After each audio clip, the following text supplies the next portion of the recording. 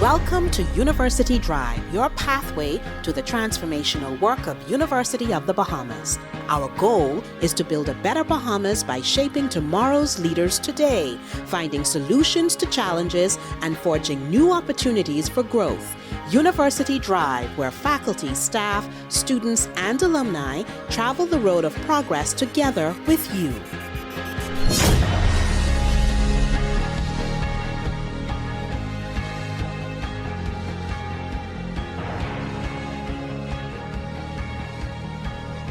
What lies beneath, sometimes what we do not readily see, holds great worth and value nonetheless. Hello everyone, I'm Tamika Lundy and this is University Drive.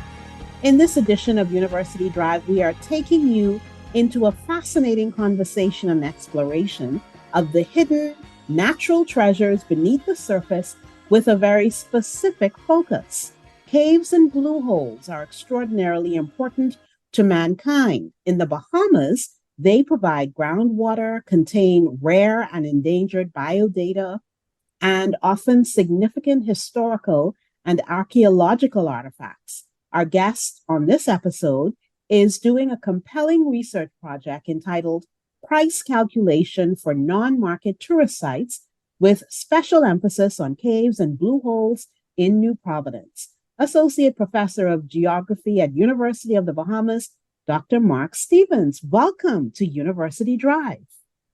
Hello, Miss Lundy. It's nice to be here with you. Well, it's very good to have you here. Why don't you tell our listeners a bit about your background and your connection with University of the Bahamas and as a researcher? Sure. Well, it goes back some time to when I grew up and got interested in the natural landscapes. I'm from England originally, and I grew up looking over some hills and valleys. I got interested in geography, and following my studies, I was lucky enough to do a doctoral project on the island of Borneo in Southeast Asia, and that was studying the third largest cave in the world called Nia Cave. And it's an important archaeological site. Although my background is not archaeology, it's in physical geography. And the archaeologists wanted a geographer to do some investigations and tell them, how old is the archaeology using geological methods? What was the environment and climate like 40,000 years ago at Nia Cave? And then following that experience, I've continued to work in the tropics. So my first professorial job was at University of the South Pacific in Fiji, and I studied some geographical projects there, including a cave called Voli Voli Cave that had important fossil remains. It's actually the most important site in Fiji. And I worked with the local communities there to help develop the site, including, we call it geoconservation, where we try and improve the conservation. So in that particular site, the archaeology was being washed away by a stream that was flowing down into the cave, and only because of deforestation of the slopes. So through some project funding, we were able to implement a drainage channel to divert the water away from the fossil deposits, and then also to install footpaths, an information panel designed by students. And so I got really interested in this idea of, protecting, developing, conserving, promoting geological sites. And that site in Fiji, it's really succeeded. They've had a lot of tourists visit the site, and the local landowners, they're doing very well with it. And subsequent to that, I worked at the University of Botswana, and there I also did some projects on some of the caves there and gorges, some of which had not been documented before. So, as you mentioned, I quite enjoy trying to find these sites and then trying to help with, the conservation, promotion, education. And that leads me to, I've been working at the University of the Bahamas since 2018 and continuing these kind of projects. So it seems that the very nature of what you do is about probing and uncovering and adding to our treasure trove of information. Oh, yes, certainly. It's trying to find out more about what's here and getting students involved and sparking their interest as well. And sometimes even a student might tell me about a site that I don't know about. So that's been really useful also. I've always been fascinated and intrigued about what is man's relationship with his natural environment. What's our motivation? What's our relationship with this environment that we've been blessed with? Are we taking care of it? Are we being good stewards of it? What does your research say? What does your research and experience say? How would you respond to that? That's a great question. And it kind of varies around the world, our approach. Definitely, though, humankind, we seem to get very interested and curious about these unique places like caves. There's something symbolic about it. For example, in Fiji, there's a myth that a pregnant lady should never enter a cave.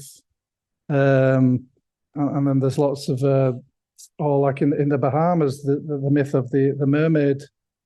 So, like in Golden Gates, there's the mermaid's pool. And so, we associate with almost, mythological, kind of supernatural kind of phenomena. And also, you mentioned stewardship. So, and I think that's got a bit confused. Obviously, with the push for development around the world, which has really raised human living standards in the past century and the last few decades. At the same time, though, it's come at the cost of environmental degradation. And so that's the real challenge of the modern days. How do we also, maintain living standards for people, but also without damaging the natural environment, and also preserving habitats for animals and plants. And you might be aware that in the Bible, for example, it does mention dominion over the environment. And I'm not sure have we perhaps misinterpreted that as dominate, although there are many other parts of the Bible that talk about preserving and protecting.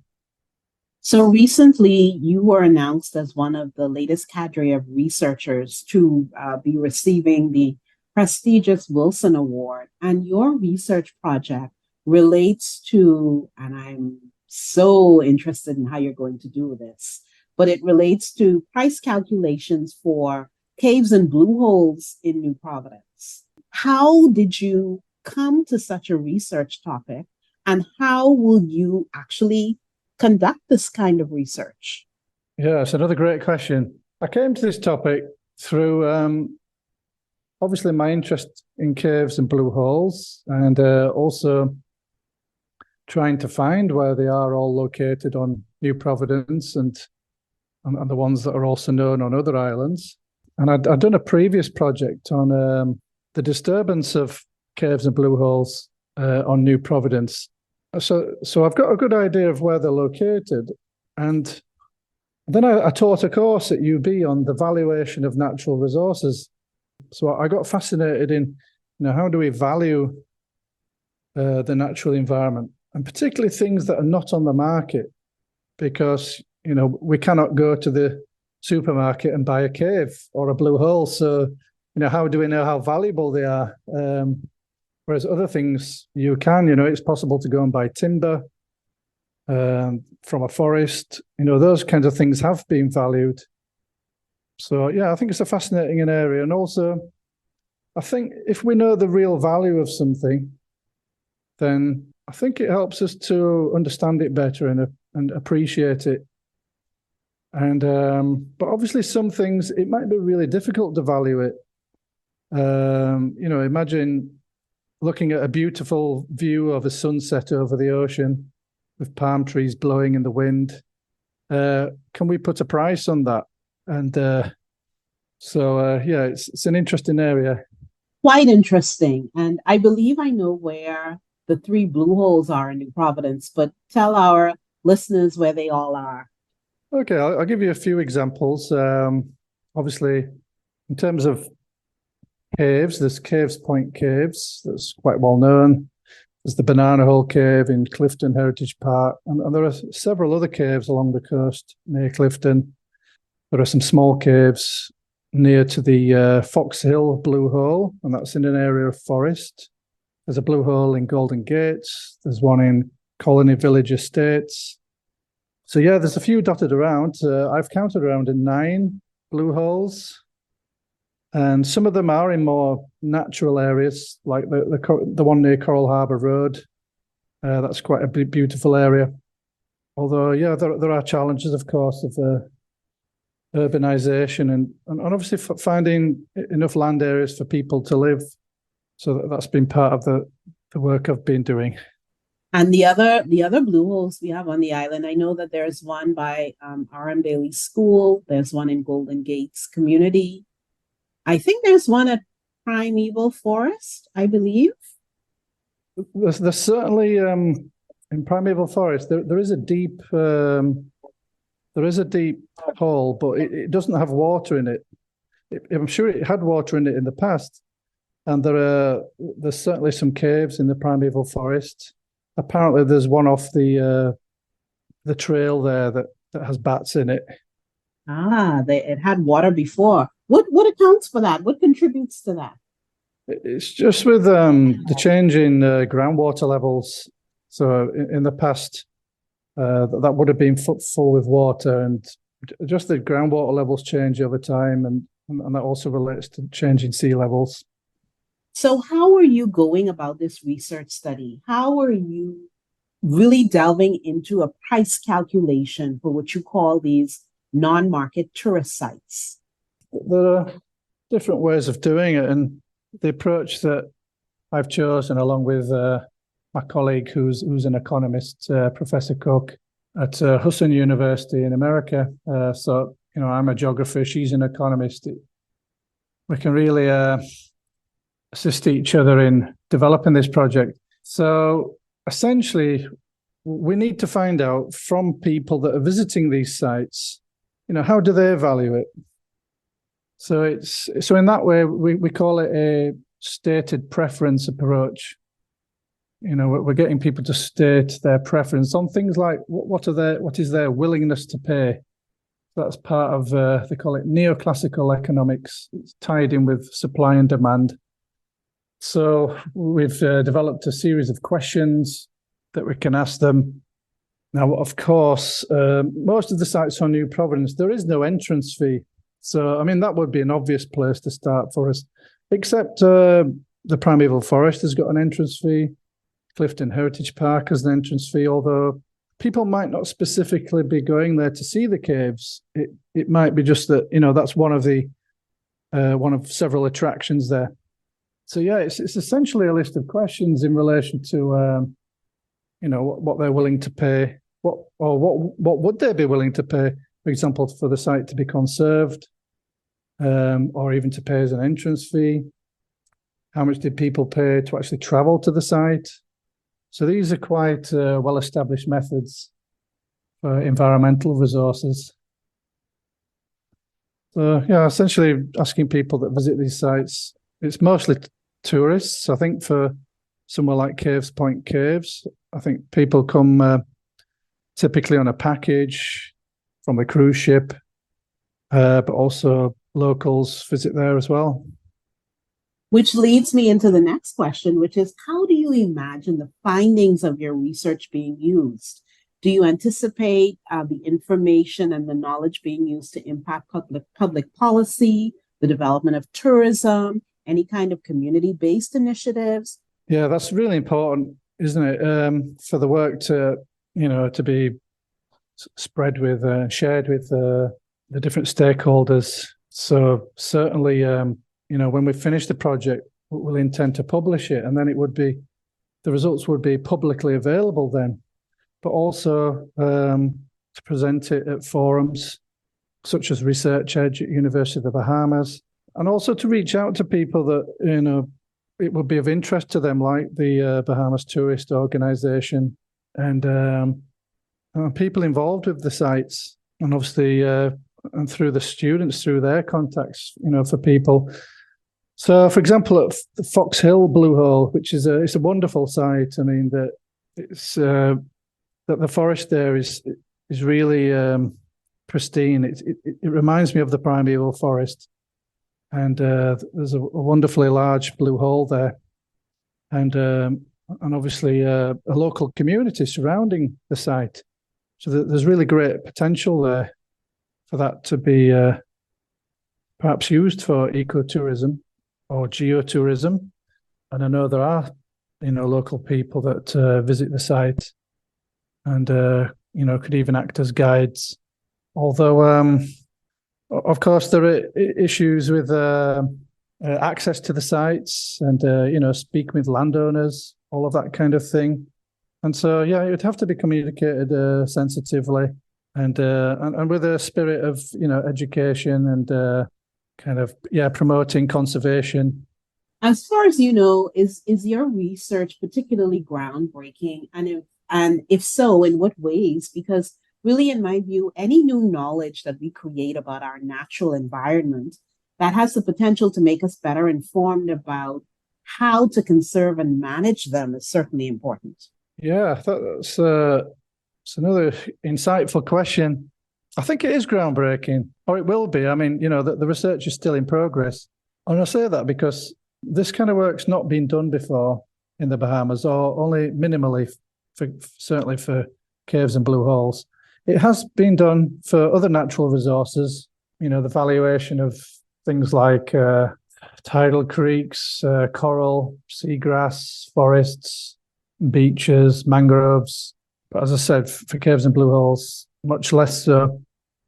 And it's something that hasn't really been studied much around the world in general. When we did a literature review it was actually my student, Miss Hannah, that did this wonderful literature review of this kind of study from around the world. And there's only a few studies out there, such as there's a couple of studies from Spain, there's one from the Philippines, one from Australia. And it would really add to the literature and our kind of knowledge and helping us to improve valuation of these resources. And what stage are you at in your research? Because I believe that you're also using some student or a student as a part of your research team, and that is also important for knowledge transfer and experience and developing capacity. What stage are you at? Oh, yeah, for sure. So obviously we devised the project, we did a proposal, we were very delighted to receive the Wilson Award. So we've mainly done, desk-based studies and some reconnaissance. And so I had a student, Miss Hannah, she completed a project, and that included a literature review, some reconnaissance survey, and studying, pre-existing kind of, for example, membership rates for the BNT to sites and, trying to tease out, how much of that could be for caves and blue holes. Miss Hannah devised this survey at around over 20 questions, and with another student now, Miss Burrows, she's managed to streamline that down to about 11 questions. And so we're kind of at that point where we're kind of raring to go and speak to the people using the caves. We've applied for a research permit in relation to, ecological, biological resources, and that's in progress. So hopefully we can obtain that and begin the work quite soon. So what led you to begin in New Providence? Was it a question of access? And do you anticipate another research study that delves into the blue hole valuation pricing system approach to blue holes in islands outside of New Providence? Yeah, so initially, obviously, I'm living and working in Nassau, so that's something I noticed. I was going through an atlas of the Bahamas, looking at the maps, and then I was looking at the map of New Providence, and I could see these blue holes, and it just struck me. I just thought, wow, that's interesting, because I'd not really heard about them, and I noticed that there were quite a few. So I started on weekends, just making road trips, trying to visit some of these sites, or at least trying to find them.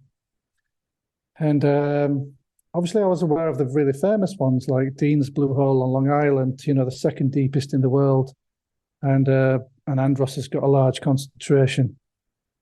And then I'd visited Primeval Forest, which has got one of the largest concentrations of sinkholes in the world, and then Locayan Caves in Grand Bahama, which has got one of the longest cave systems in the world. So I kind of had an idea that I'm in a very interesting location for studying this phenomena. Now, the survey we've devised is mainly about sites in New Providence, but there are also questions relating to sites elsewhere that, for example, tourists might have visited. So yeah, we're hoping also to tease that out through the surveys. How much are people willing to pay or are paying to visit these sites? See what we get in the results, and as with any research, it tends to be when you get results, always new questions arise, and so most likely, we'll want to maybe get more specific about certain sites, and maybe including some of those more famous sites.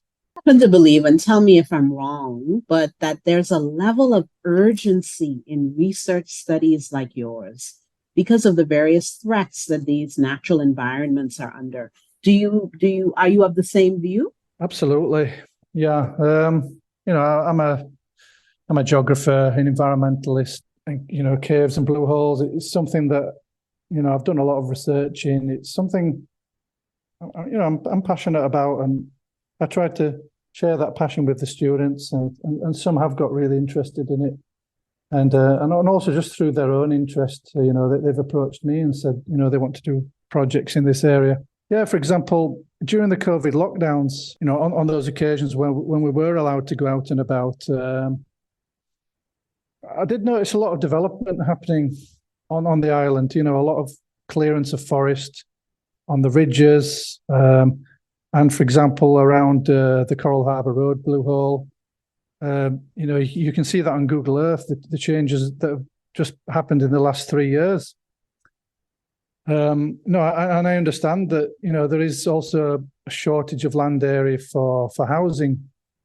But for example, the Blue Hole in Golden Gate, it's beautiful, and it is in a park.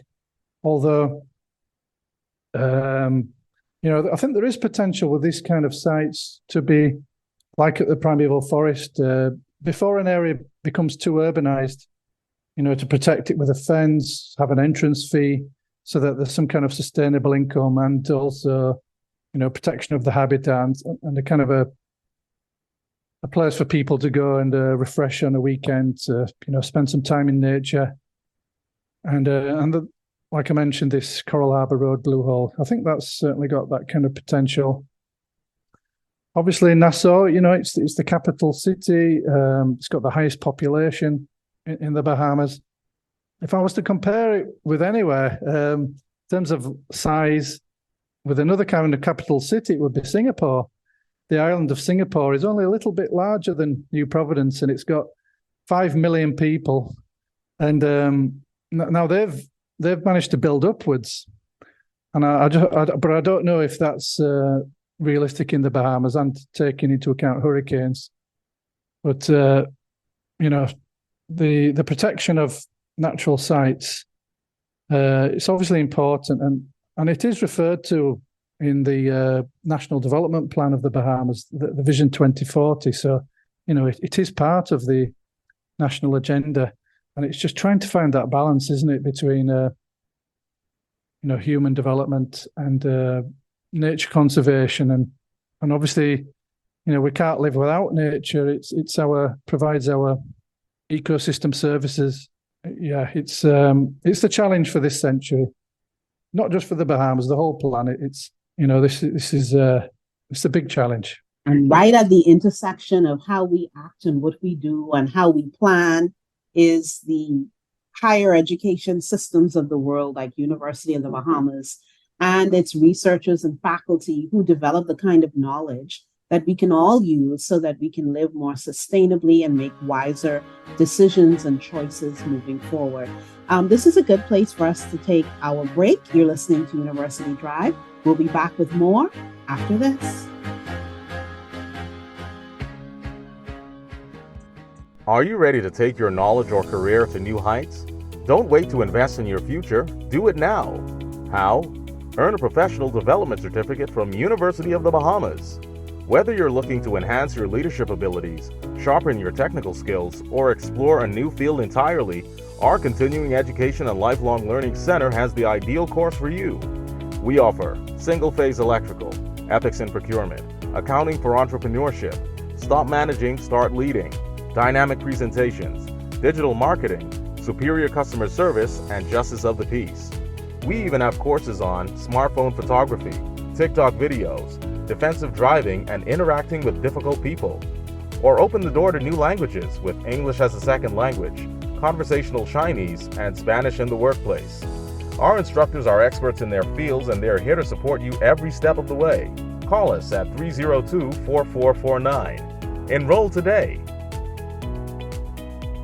Chapter One Bookstore is proud to serve the students, faculty, and staff of the University of the Bahamas and the community at large. We are the premier choice for the purchase of university textbooks and supplies, and UB logo apparel, paraphernalia, and gifts. We also carry a wide variety of school supplies, learning aids, and leisure books. Visit our copy center for all of your printing, copying, and binding needs. Chapter One Bookstore is located on the ground floor of the Michael H. Eldon Complex on University Drive. Shop with us on Monday through Saturday. You can contact us at 397-2650 or email at chapter1@ub.edu.bs. Follow us on Facebook and Instagram at Chapter One Bookstore. Chapter One, the premier choice.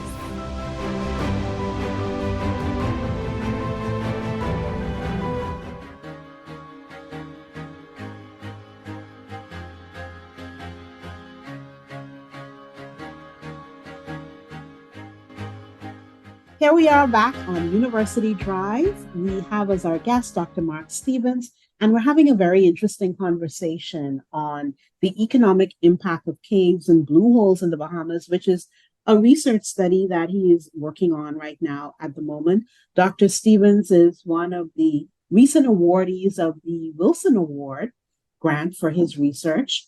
Dr. Stevens, what I'm interested in is, given the increasing threat of climate change, what kinds of things do we need to bear in mind about our caves and blue holes, not only in the Bahamas, but around the world? Because you've done work on these systems in Fiji as well as Botswana, and now you're here in the Bahamas as a faculty member at UB, engaged in a research study on caves and blue holes in New Providence.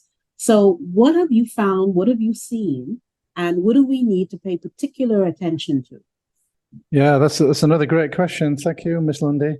What's interesting about caves and blue holes is that they're actually formed through things like major climate changes. Blue holes themselves tend to be formed from, for example, in the last ice age, sea levels were 120 meters lower. But, that's going back about 20,000 years in time. And then with this decreased sea level, you've got groundwater also over 100 meters lower that's going to be cutting and creating caves, beneath our feet during the last ice age. And then subsequently, the ceilings of the caves have kind of collapsed in over, several thousands of years. And then you basically see on the surface, basically it's like a sinkhole that's collapsed inwards. And caves, think about the sea caves on the coast, these kind of horizontal passages, they're created by erosion of the waves, but also at the intersection of groundwater and Caves Point caves have been formed in that manner. So we get landforms created from these natural processes. The rocks at the primeval forest and Caves Point caves. You might notice that they're dry now, but they were formed at a time of higher sea levels in the past.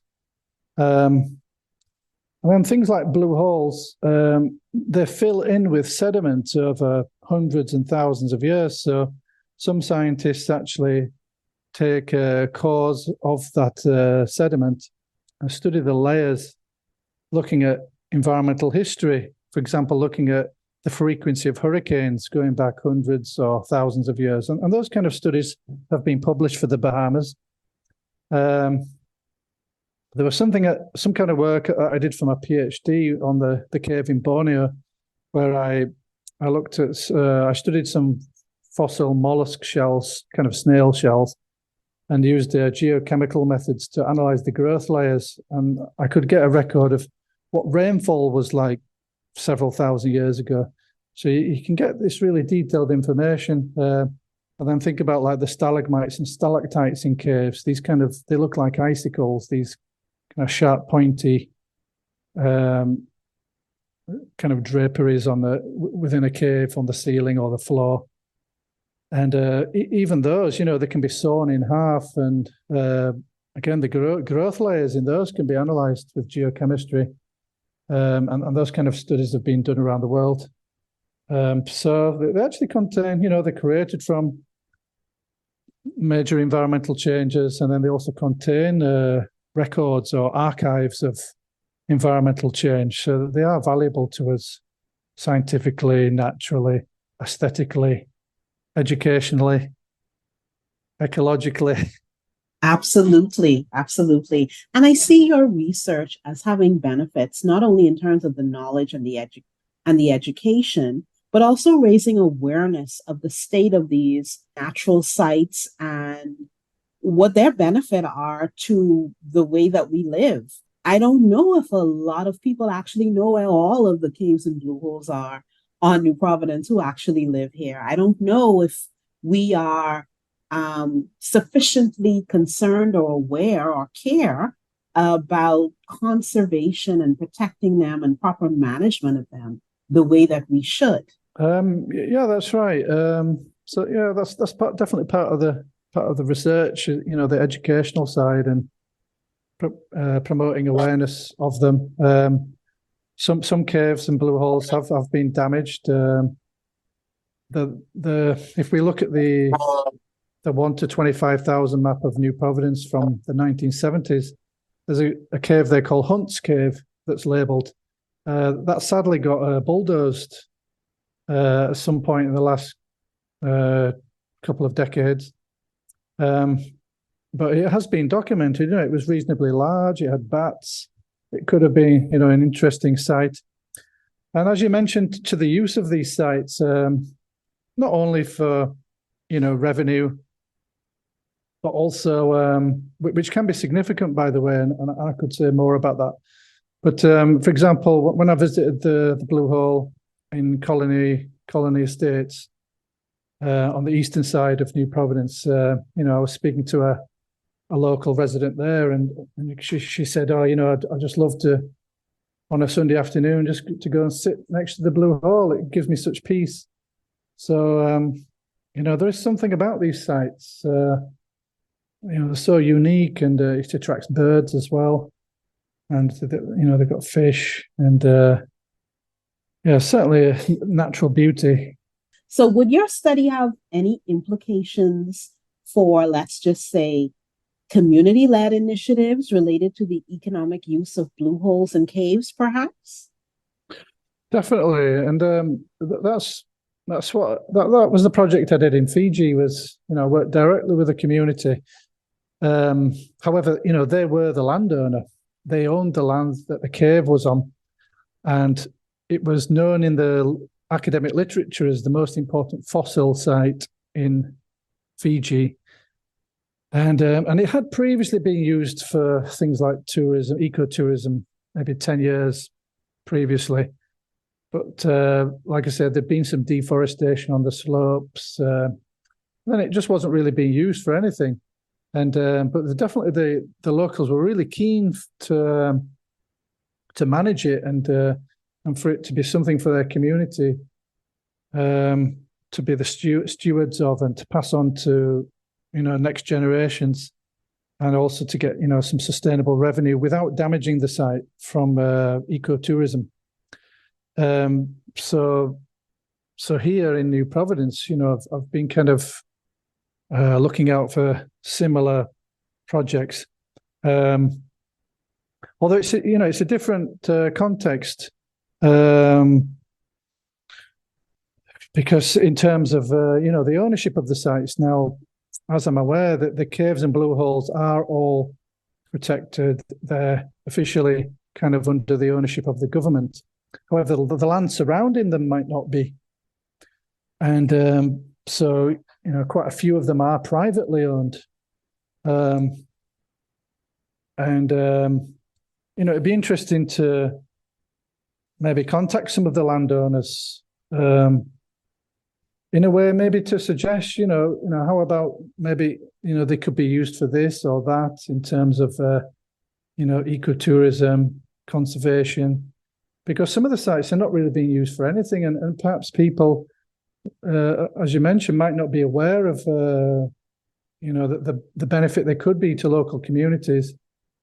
In terms of being proud of living next to such an interesting site. And I remember one local resident at Fox Hill, he was saying how he's been visiting the Blue Hole since he was a young boy, and he said he had quite an interesting experience with the bird life there. It was such a startling experience, such a in terms of the nature there, and he keeps going back to visit there. So definitely, the community do have an interest, and yeah, it can provide employment as well through the management of sites, through guided tours and souvenirs, and just with the management of these sites. And this is why your this kind of research study can help to inform things like a national development plan, particularly when you talk about factors like urbanization and then the built environment and all of these considerations. They all go hand in hand, don't they?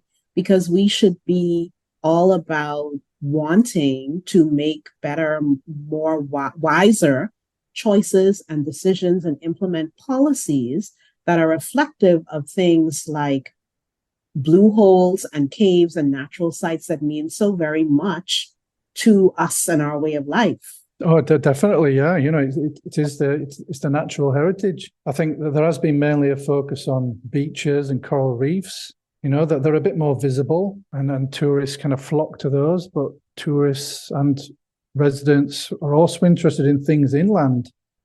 And there are these wonderful sites inland, some of which, have been kind of swamped by the urban sprawl that's happened on New Providence and in all cities around the world in the last few decades. And it's kind of, but there are some sites that still haven't been consumed as yet and can still be saved and preserved. And it does take, the willpower of the decision makers and people associated with those land areas to do that, because there might be some, immediate economic benefits of clearing land areas for housing projects, but there can also be a longer term benefit of a cave or a blue hole if it's preserved and conserved. As I say, for heritage, for just being part of the consciousness of the nation, and also some of these sites can create a very large revenue. Some of the most popular caves and blue holes in the world, I can give you some examples. Mammoth Cave in Kentucky gets 2 million visitors per year. So just think about the revenue with that. Altamira Cave in Spain. And a study like what I'm trying to do has been published on that site, receives about $7 million per year. There have been studies of other caves around the world, and it tends to be around, say, $30,000 per year is received on things like entrance receipts and associated items. Wow, you're talking about huge potential for economic benefit, right? Yeah, and it's sustainable, isn't it? It's long term because these sites, a cave and a blue hole, it's a long term feature of the landscape. It's going to be there for for centuries, millennia, and so if we in the Bahamas and everywhere around the world, if we can conserve them well, then. And the good thing about Nassau is, most tourists do arrive to Nassau, don't they? It's the main airport hub. It's the main port for tourists.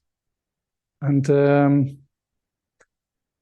like Andros, that's got a Blue Holes National Park, which, is fantastic. It's well preserved, as all of the national parks are.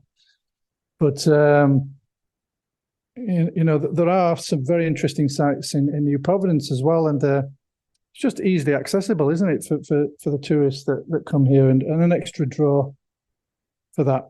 You've been doing these studies, I would say, all over the world.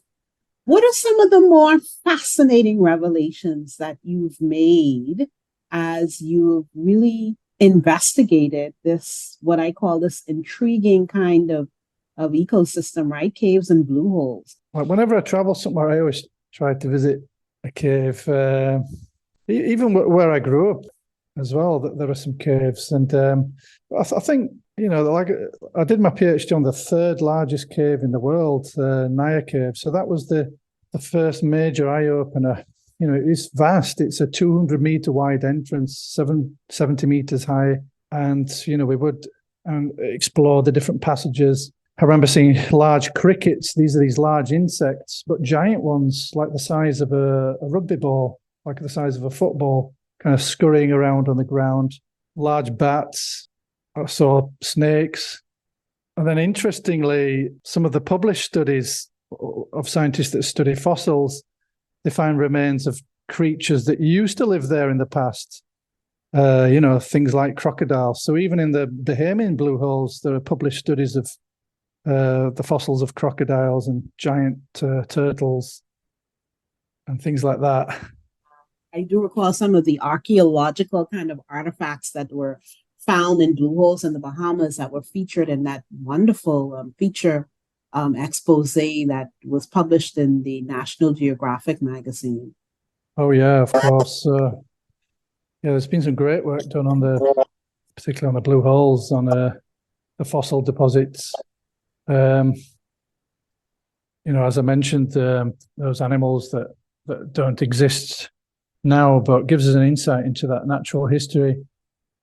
And but also, at Locayan Caves, there has been some, I believe, some human remains from the Locayans have been found there, and some of the kind of tools that they were using.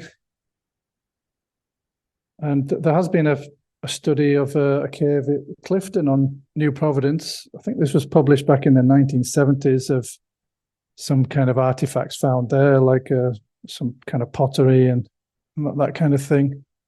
So as you're speaking, I'm thinking about how important of a role a university serves and plays, a sacred role, really, when it comes to research in terms of telling us more about ourselves and adding the kind of information that can positively impact our trajectory, that could be transformational. Talk about the role that a university has in a society, in a nation, to the world. Yeah, it's crucial, because this is the place where people can come and learn about typically people choose what they want to study. So that in itself is a beautiful thing, isn't it? Where we can try and follow our instincts, our interests, our dreams. Even we might dream of even becoming something in society that first requires studying a related topic, and a place where we can do that in a comfortable environment. Think of the University of the Bahamas. It's got a wonderful library, lots of resources, lots of books, but also online as well, lots of materials. And then universities are so critical for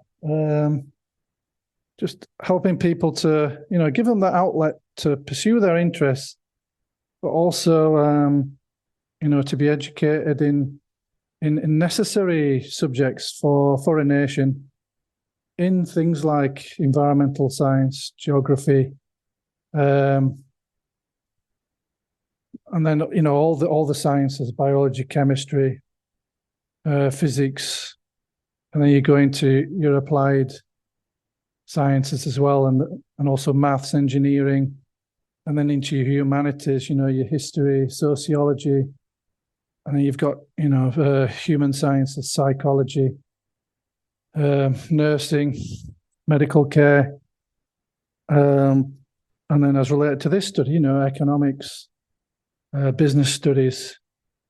So you name it, all of the topics that are necessary for a functioning society. And then there's a place where future leaders can develop themselves and be influenced by professors, and I think also crucially is to make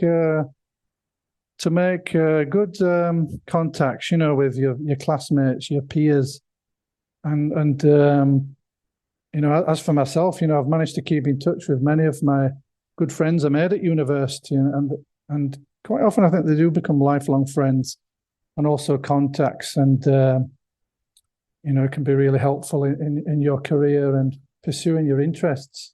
Speaking of interests, what's the level of interest from the students that you come into contact with within the university system about going into the direction of research and the natural environment and ecosystems and geography and related disciplines?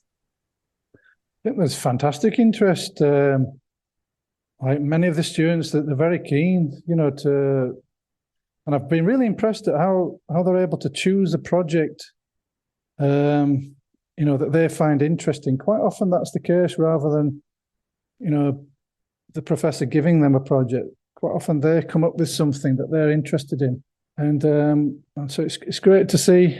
And then usually the project goes well in that case, where a student feels that they've got some self-interest in it. They feel kind of committed to that particular project. And in terms of the natural sciences, we get a lot of interest.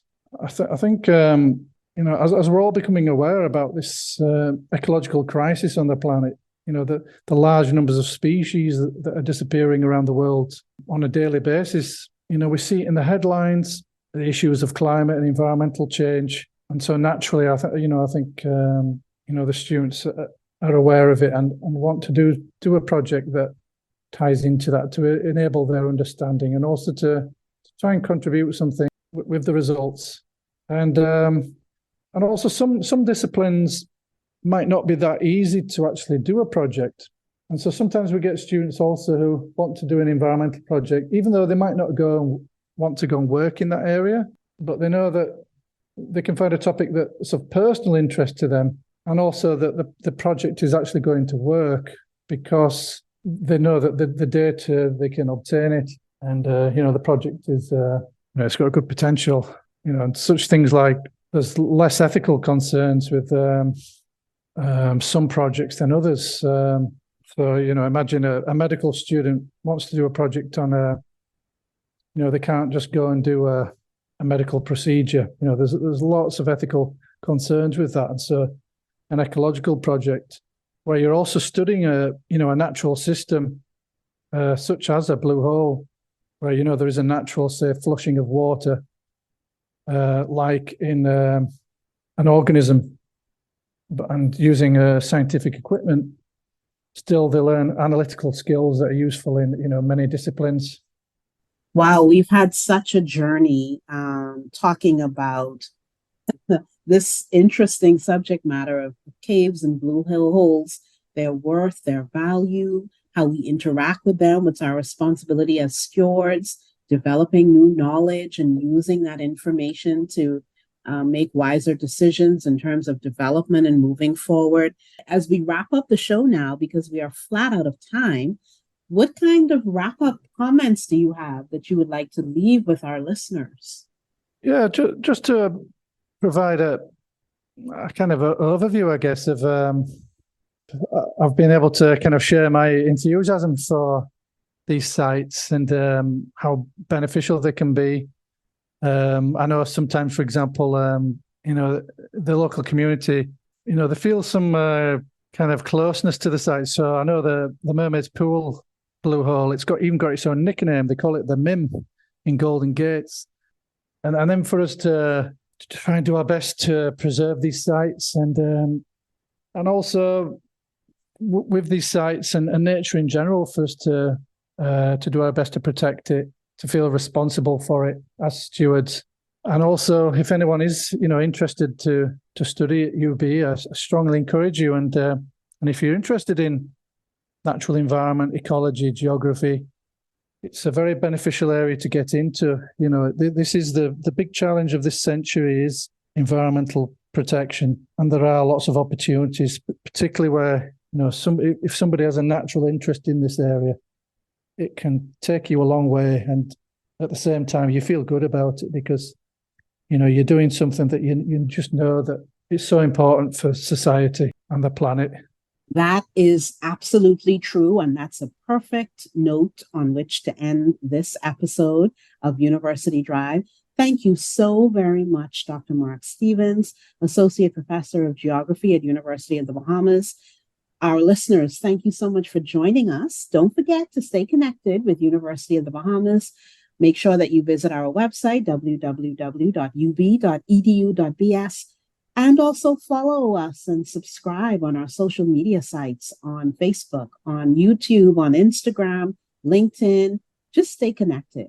Thank you so much for joining us for this episode of University Drive. I've been your host, Tamika Lundy. Join us again next time for a compelling new episode.